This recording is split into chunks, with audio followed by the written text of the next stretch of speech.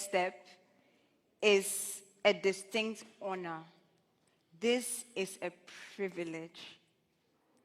And I am honored. I'm beyond words.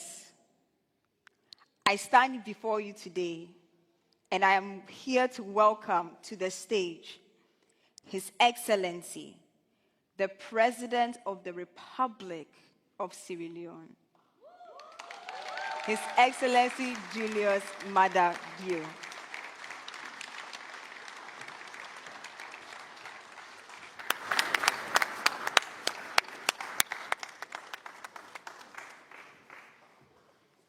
Thank you very much. Let's sit down, please.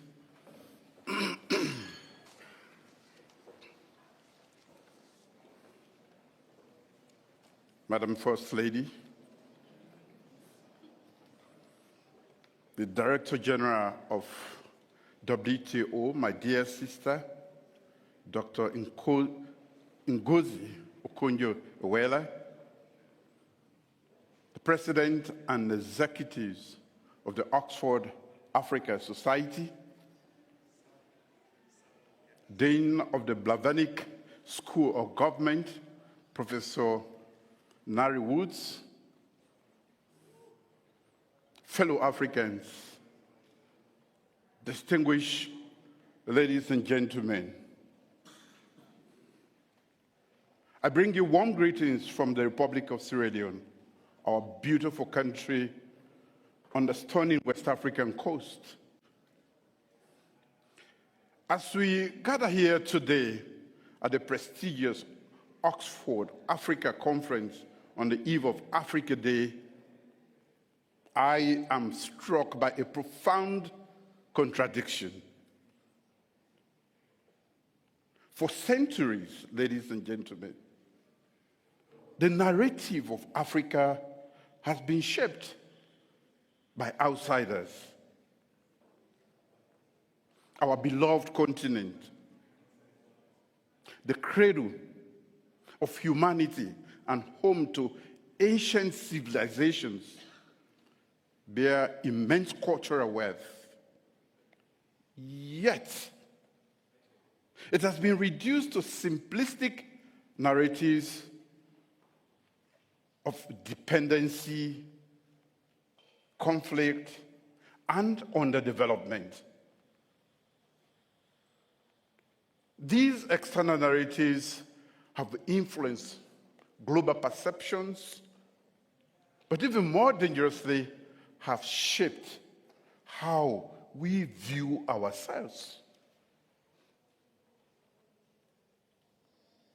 As I look around, I see some of the brightest minds from our beloved continent gathered at one of the world's most prestigious institutions.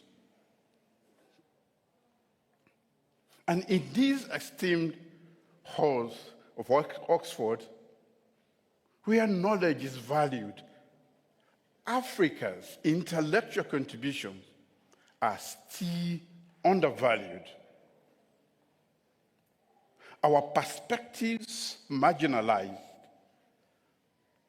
and our agency questioned. Distinguished ladies and gentlemen, this is our reality. A continent of 1.3 million people, with the youngest population in the world, vast natural resources, boundless creativity, still struggles to control its narrative and shape its future. But I see a profound shift, ladies and gentlemen, and I hope you see it too. From Cape Town to Cairo, Freetown to Djibouti, Africans are awakening to the power of what I call quotidian African agency. And that is our capacity to make choices, act independently, and shape our destinies. This daily African agency involves farmers using innovative agricultural techniques, entrepreneurs developing solutions for local challenges, artists reclaiming our cultural narratives, and students questioning established norms while envisioning new possibilities. The Oxford Africa Society embodies this awakening. And I say thank you to you. Since the 1950s, the winds of decolonization swept across our continent, you have evolved from mere student club to a powerful community of change agents. I congratulate you. In an environment where it will be easy to become absorbed in academic pursuit or distance yourself from the challenges facing our continent, you have instead discovered your mission and fulfilled it faithfully. This year's theme, Changing Narratives, Vision, Action, and Transformation of Africa, recognizes that we stand at a crossroads. This year, the African Union's focus on reparation acknowledges historical injustices while confronting contemporary challenges of economic exclusion and marginalization in global decision-making.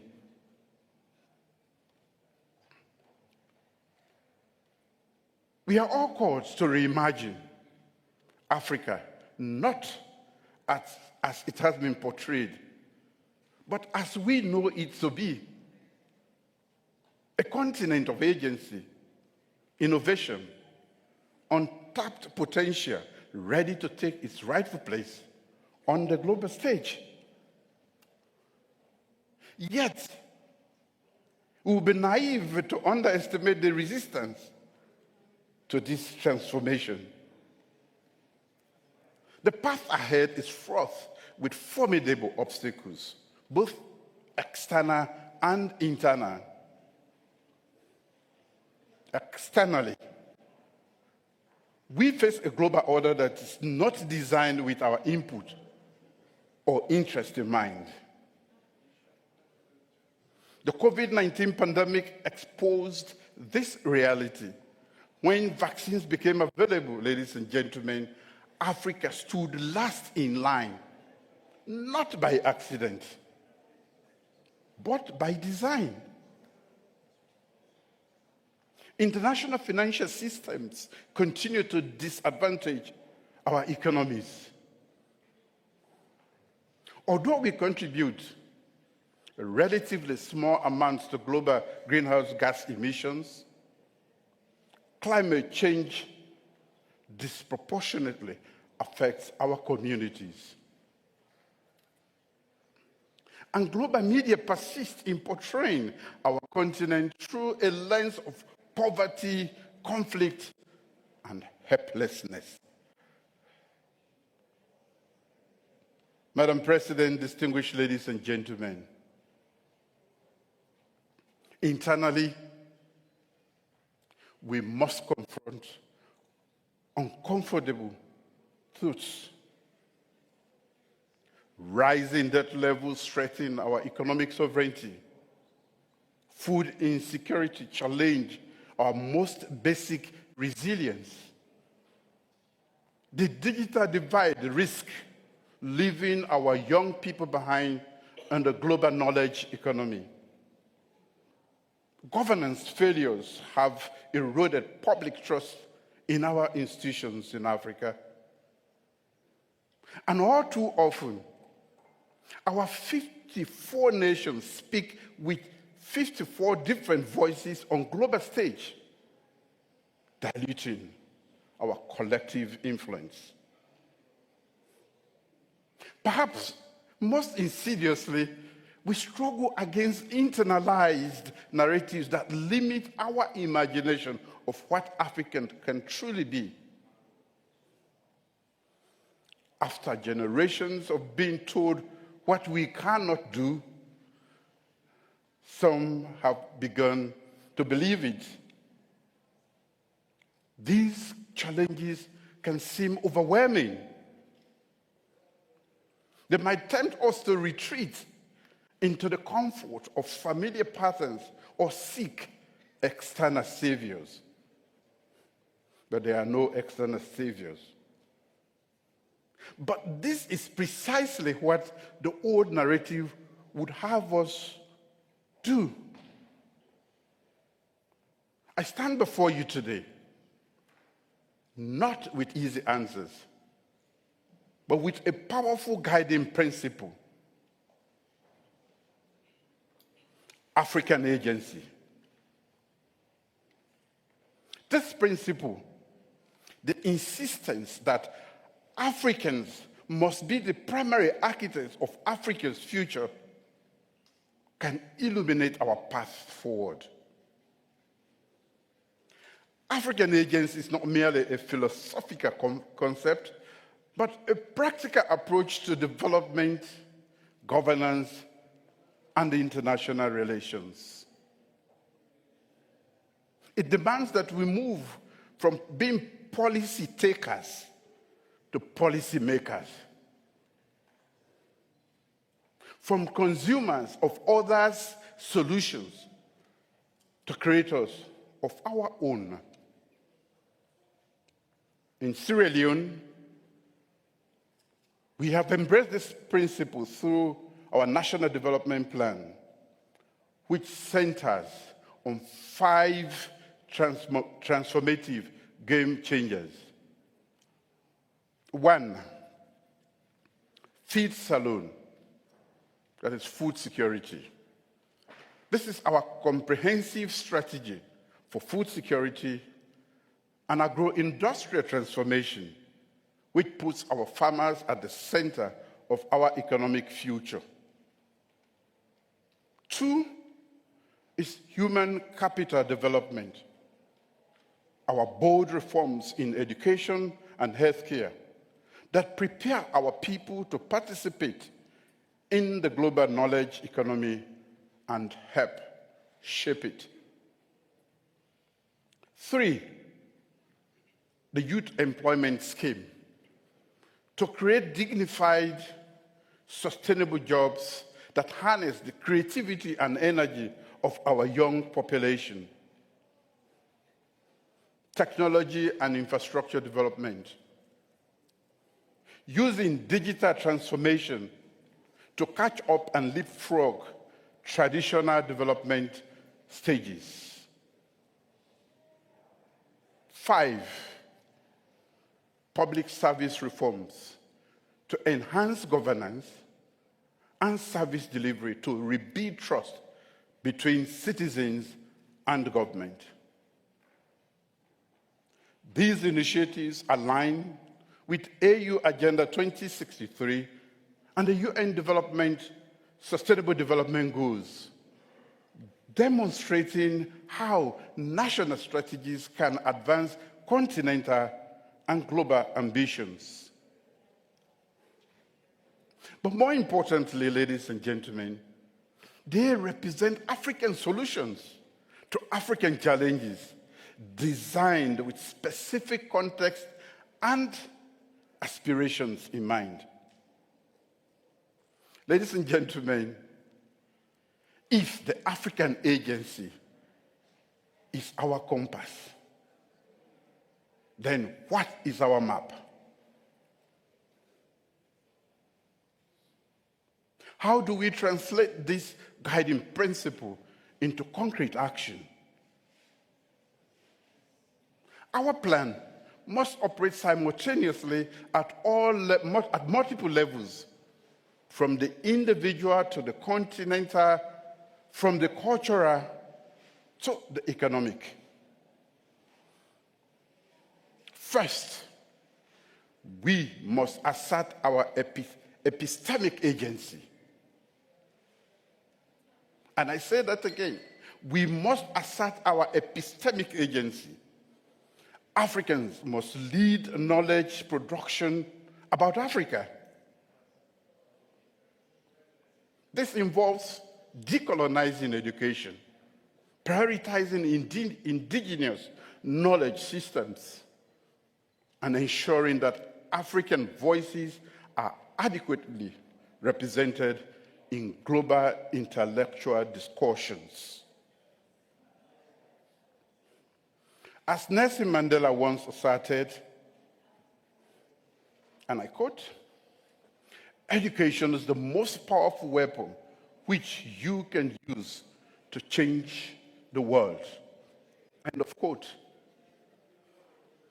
By reclaiming our intellectual sovereignty, we lay the foundation for all other forms of agency.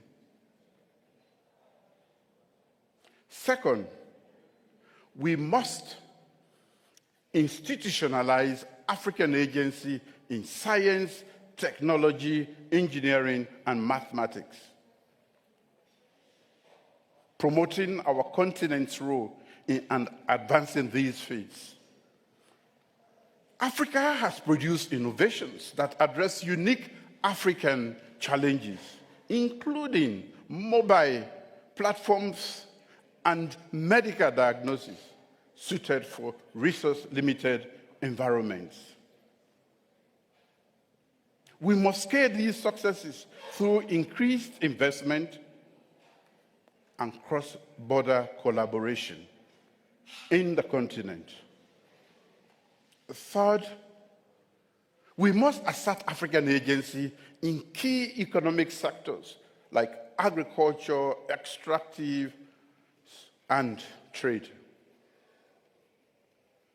The African Continental Free Trade Area represents a historic chance to boost intra-African trade from its current levels to create millions of jobs and develop regional value chains. Fifth, we must cultivate a Pan-African vision that transcends colonial boundaries and fosters solidarity among African peoples and diaspora communities.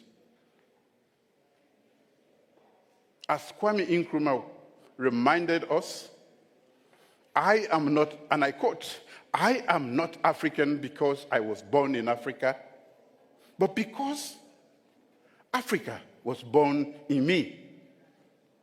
End of quote. Finally, and perhaps most importantly, we must speak with only one voice in global forums.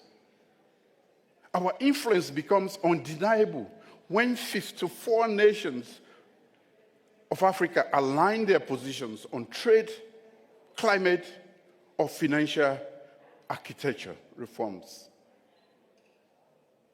If we commit to this path, we will collectively create the future we truly desire.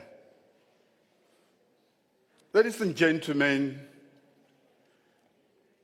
envisioning a global order where African nations speak with a unified, influential voice on climate action, trade rules, and global security is crucial. An Africa where intracontinental trade flows freely, creating millions of jobs and prosperity for our citizens. An Africa where innovations address African challenges and scale globally. Ladies and gentlemen, imagine a world where international financial institutions reflect Africa's economic weight and development priorities, where digital technologies link the most remote villages to global markets and knowledge. Imagine a continent where governance is transparent, responsive, and where citizens trust their institutions. An Africa where development initiatives effectively reach the most vulnerable populations. Ladies and gentlemen, this is not a far-off utopia.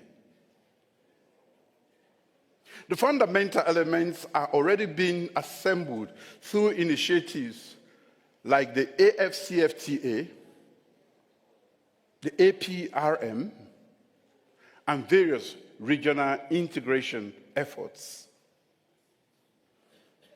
The critical question is not whether this future is achievable,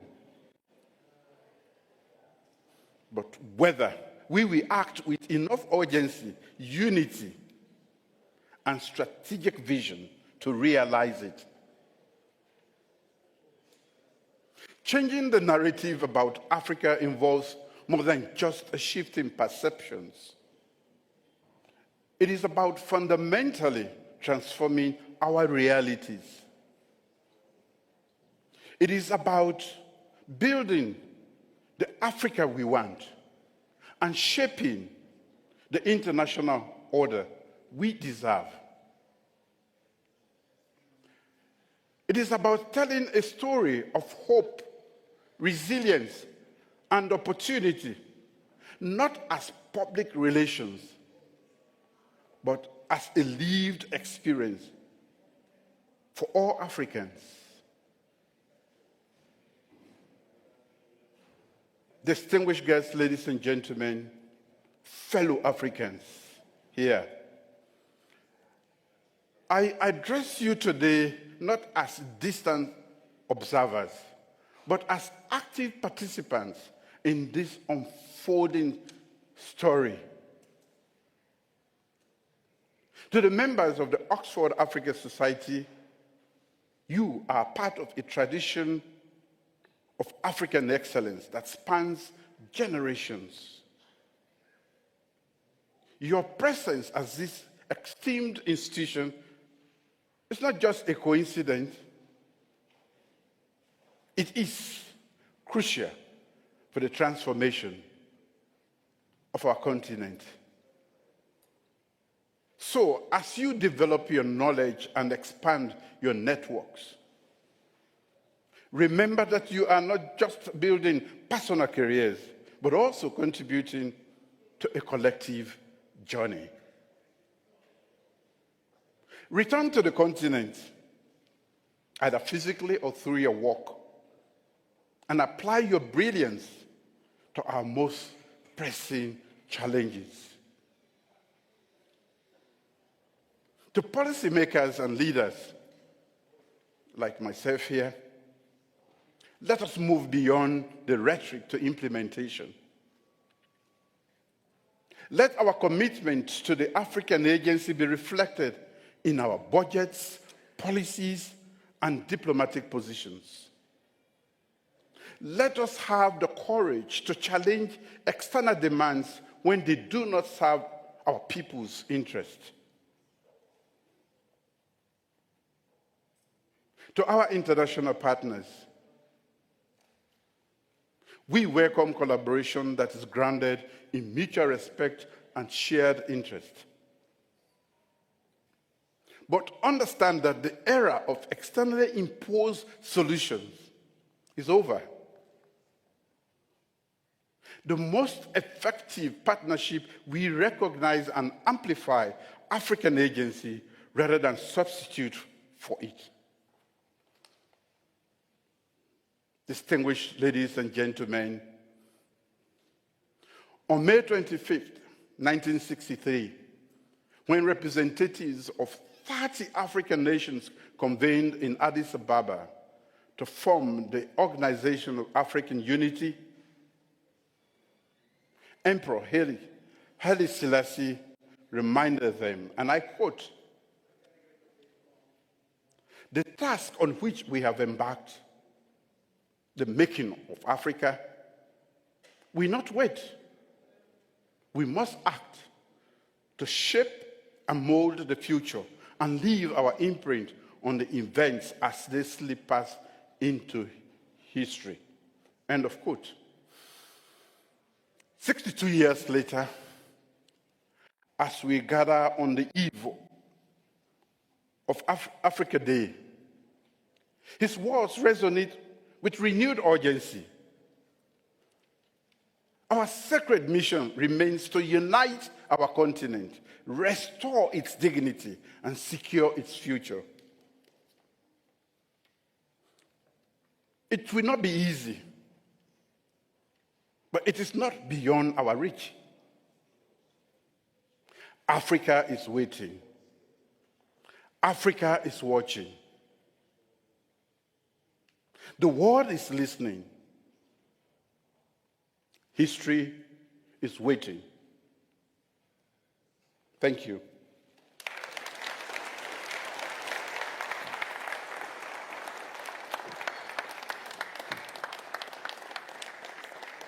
Thank you. Congratulations.